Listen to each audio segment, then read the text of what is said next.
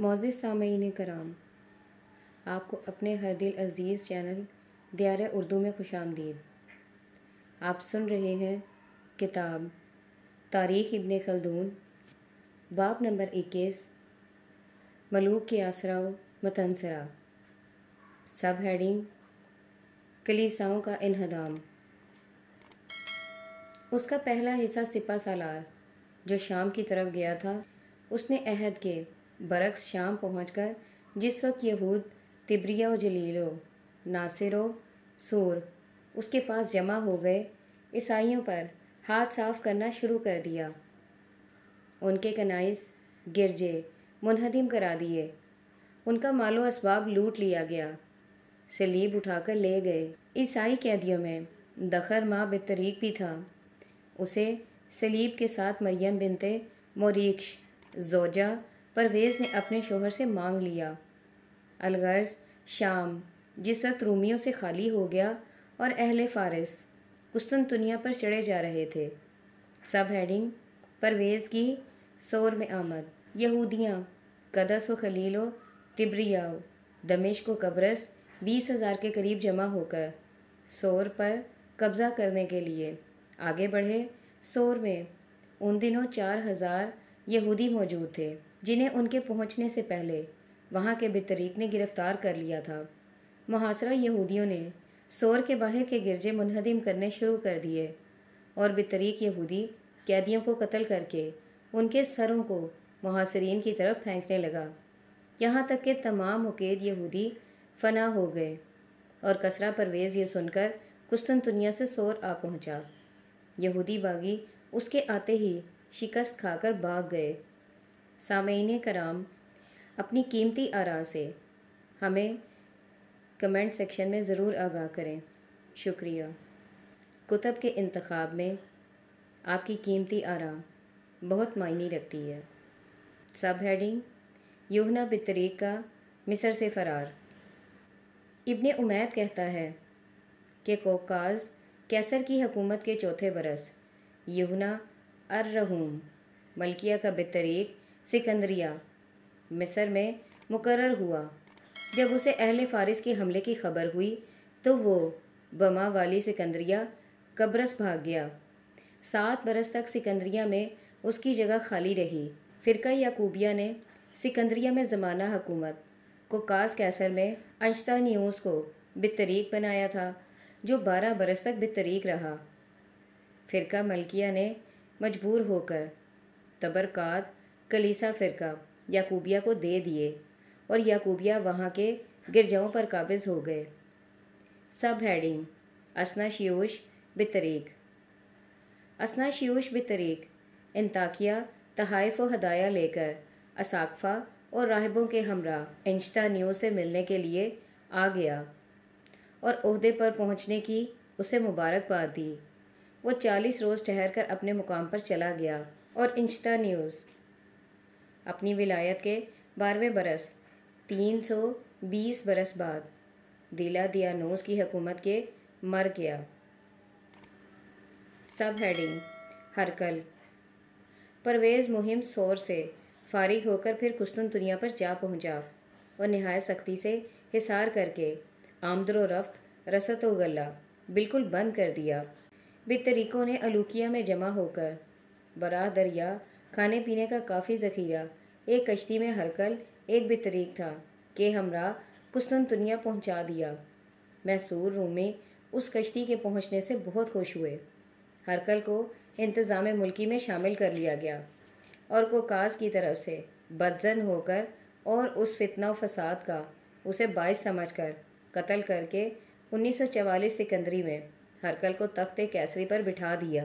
ہرقل نے تخت پر بیٹھتے ہی پرویز کو حکمت عملی سے قسطنطنیہ سے ٹال دیا اور اس کے بعد بے فکری کے ساتھ 31 برس 6 مہینے حکومت کرتا رہا۔ سب ہیڈنگ ہرقل کی پرویز سے صلح کی درخواست۔ ابن الراہب کہتا ہے کہ اس نے 32 برس حکمرانی کی اور باخیال ابن بطریق اس کی حکومت کا زوال اول سن ہجری سے شروع ہوتا ہے، اور ہر وشیوش کہتا ہے کہ یہ واقعہ 9 ہجری کا ہے اور اس کو ہرقل بن انتونیش کہتے ہیں۔ جب یہ حکمران ہوا تو اس نے پرویز کے پاس صلح کا پیام بھیجا۔ پرویز نے خراج قائم کرنا چاہا۔ ہرقل نے اس سے انکار کیا اور 6 برس تک اس کے محاصرے میں رہا۔ سب ہیڈنگ: ہرقل کا فارس پر حملہ۔ پھر جب ہرقل نے اس کے محاصرے سے اپنی مخلصی نہ دیکھی تو فریب دینے کی غرض سے خراج دینا قبول کر لیا اور تاوان جنگ ادا کرنے کے لیے 6 مہینے کی مہلت مانگی۔ پرویز وعدہ پورا ہونے کے انتظار میں ٹھہرا رہا اور ہرقل نے اپنے بھائی قسطنطین کو قسطنطنیہ میں چھوڑ کر 5000 رومیوں کو لے کر دوسری راہ سے فارس کی طرف چلا گیا۔ ملک فارس اپنے معین اور مددگاروں سے خالی ہونے کے سبب ہرقل کے ہاتھوں خوب خراب اور ویران ہوا، اور پرویز کسریٰ کے دونوں لڑکے کباد اور اردشیرویہ جو بطن مریم بنت موریخ سے تھے ہرقل نے گرفتار کر کے حلوان اور شہروز ہوتے ہوئے مدائن کی طرف آیا، اور پرویز کسریٰ کے دونوں لڑکے کباد اور اردشیرویہ جو بطن مریم بنت موریخ سے تھے ہرقل نے گرفتار کر لیے۔ حلوان اور شہروز ہوتے ہوئے مدائن کی طرف آیا اور دجلہ عبور کر کے آرمینیا کی طرف بڑھا۔ جب ہرقل قسطنطنیہ کے قریب پہنچا تو پرویز یہ سن کر اپنی سلطنت کو واپس ہوا۔ سب ہیڈنگ: منصور بن سرہون کی اطاعت۔ پھر ہرقل نے اپنے 9 جلوس میں مال و اسباب فراہم کرنے اور ملک گیری کی غرض سے خروج کیا۔ عامل دمشق منصور بن سرہون نے پہلے کسریٰ کا باج گداز اور مطیع ہونے کا عذر کیا، لیکن جب ہرقل اس کے سر پر پہنچ گیا تو 1,00,000 دینار دے کر اپنی جان بچائی۔ ہرقل نے مراہم خسروانہ کے لحاظ سے اسے اس کے عہد پر بحال رکھا۔ اس کے بعد وہ بیت المقدس کی طرف گیا۔ یہودیوں نے تحائف پیش کیے۔ ہرقل نے انہیں اپنے سایہ عاطفت میں لے لیا۔ اساقفہ اور رہبان نے یہودیوں کی حرکات اور ظلم کی شکایت کی، جلے ہوئے کلیساؤں کے کھنڈر اور اپنے مقتولوں کی ہڈیوں کے ڈھیر دکھائے۔ ہرقل نے اس وجہ سے برہم ہو کر یہودیوں کے قتل کا حکم دے دیا۔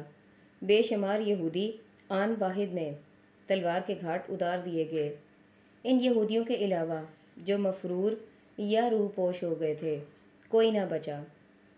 سب ہیڈنگ: کلیساؤں کی دوبارہ تعمیر۔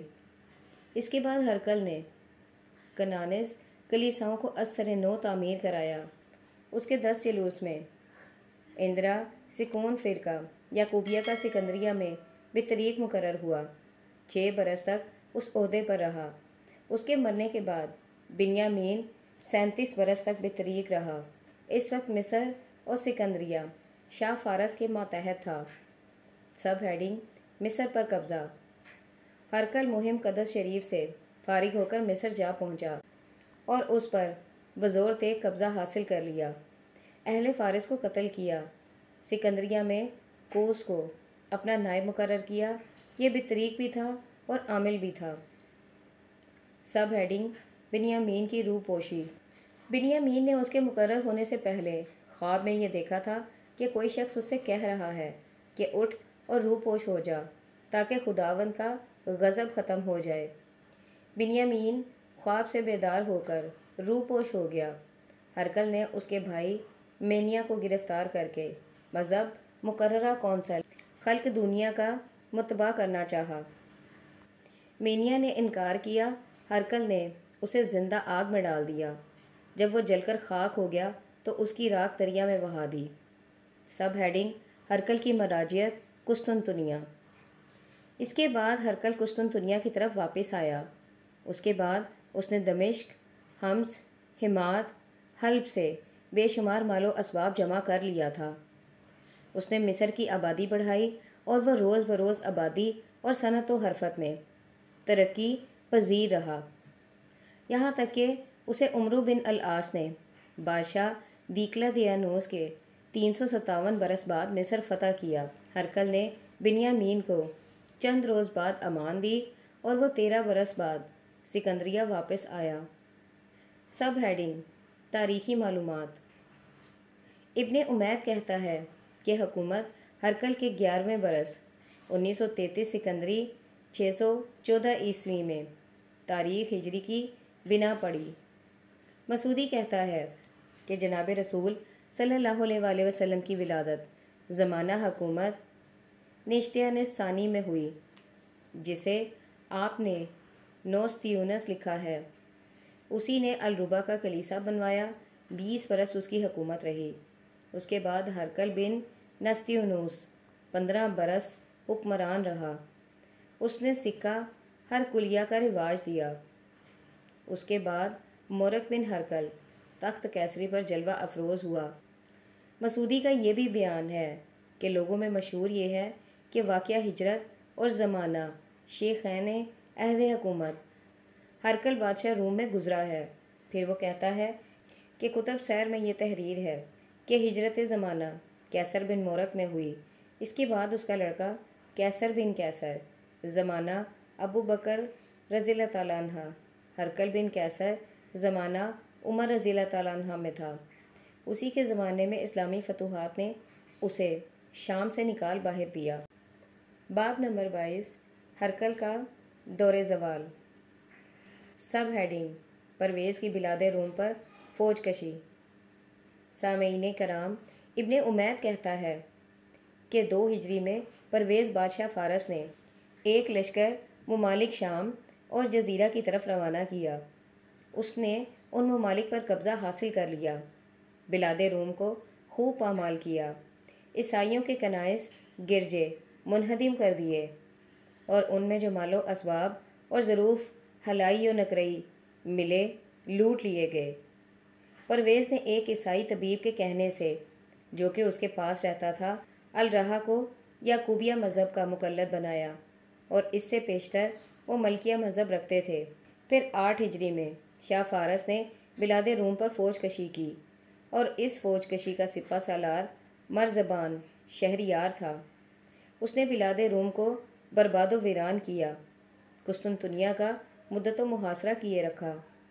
اثناء محاصرہ میں شاہ فارس نے کسی وجہ سے اس سے بدظن اور رنجیدہ ہو کر دوسرے فوجی افسروں کے نام ایک خط، جس میں اس کی گرفتاری کا حکم تھا، روانہ کیا۔ سب ہیڈنگ مرزبان شہریار کی بغاوت۔ اتفاق سے یہ خط ہرکل کے ہاتھ پڑ گیا۔ ہرکل نے بجسنا یہ خط مرزبان شہریار کے پاس بھیج دیا۔ مرزبان شہریار یہ خط دیکھتے ہی آگ بگولا ہو گیا۔ اپنے ولی نعمت قدیم سے باغی ہو کر ہرکل سے مدد کا خواستگار ہوا۔ ہرکل بنفسہ 3 لاکھ رومی اور 40,000 تیر کمانوں کو لے کر اس کی آمد پر آیا اور اس کے ہمراہ بلاد شام اور جزیرہ کی طرف روانہ ہوا۔ جن شہروں کو اس سے پہلے شاہ فارس نے لے لیا تھا، اس نے انہیں فتح کر لیا۔ ان میں آرمینیا بھی داخل تھا۔ اس کے بعد موصل کی طرف گیا۔ لشکر فارس سے مقابلہ ہوا۔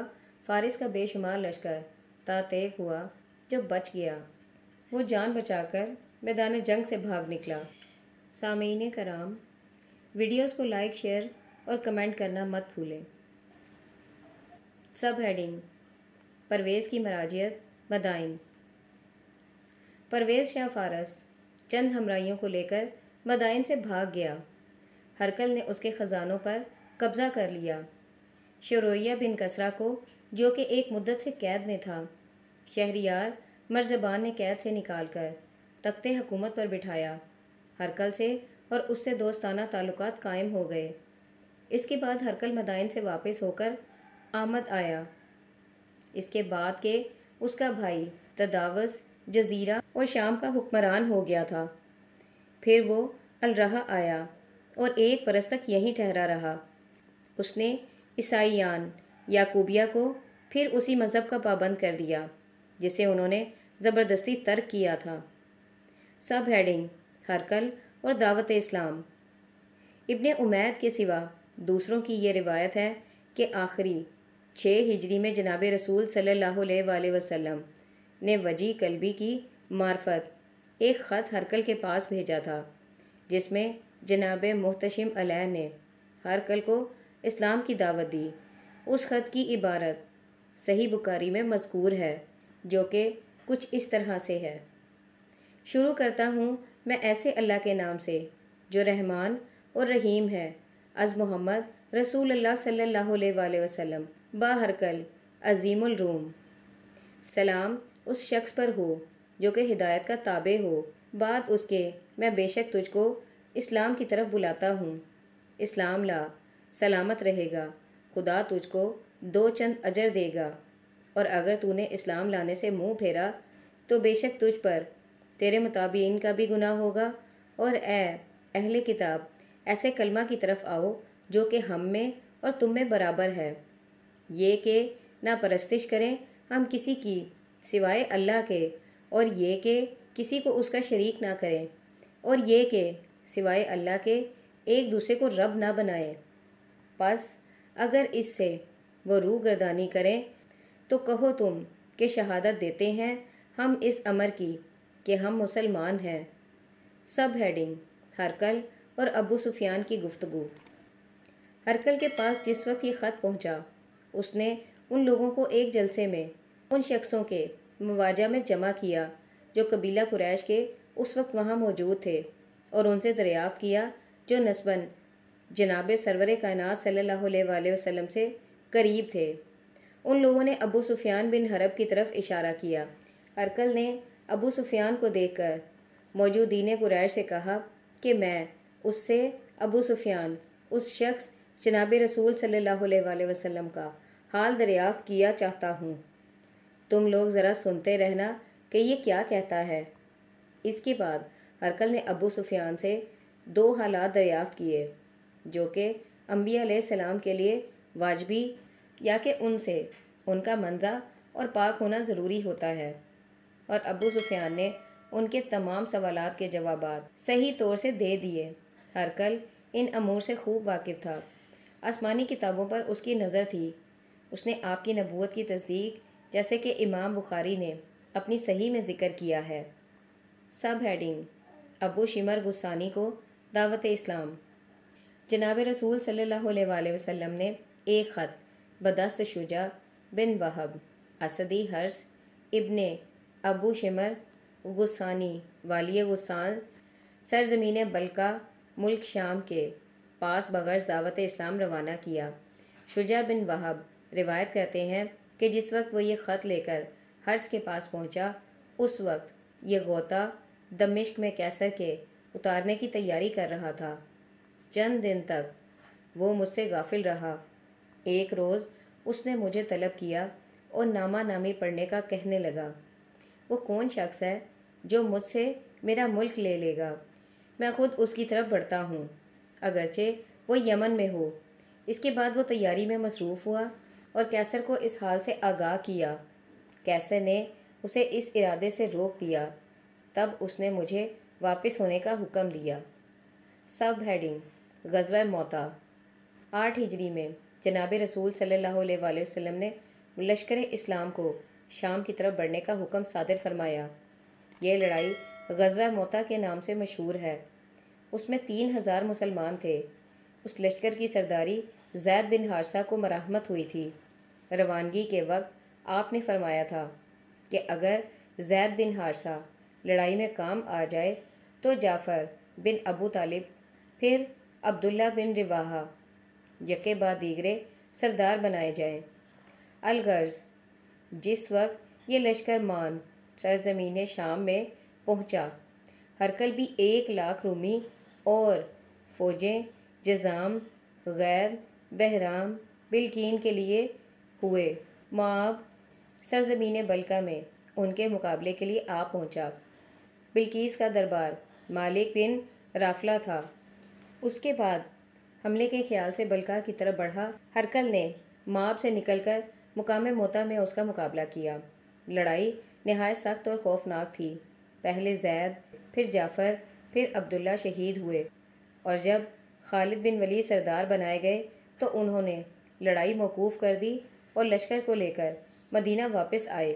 سب ہیڈنگ: غزوہ تبوک۔ پھر 9 ہجری میں فتح مکہ و حنین و طائف کے بعد جناب رسول صلی اللہ علیہ وآلہ وسلم نے روم پر جہاد کرنے کا حکم صادر فرمایا۔ یہ لڑائی غزوہ تبوک کے نام سے مشہور ہے۔ جس وقت جناب رسول صلی اللہ علیہ وآلہ وسلم مقام تبوک میں پہنچے، والیاں اہل و جربا و عذرا خدمت مبارک میں آئے اور جزیہ دینا منظور کیا۔ اعلیٰ امزنو یوحنا بن رویہ بن نکائیہ از بطون جزام تھا۔ اس نے ایک سفید خچر بطور ہدیہ پیش کیا تھا اور خاندان بن ولید دومت الجندن کی طرف بھیجے گئے تھے۔ وہاں کا حاکم ایکدر بن عبد المالک تھا۔ اسے خالد بن ولید نے ایک روز چاندنی شب میں گرفتار کر لیا اور اس کے بھائی کو مار ڈالا۔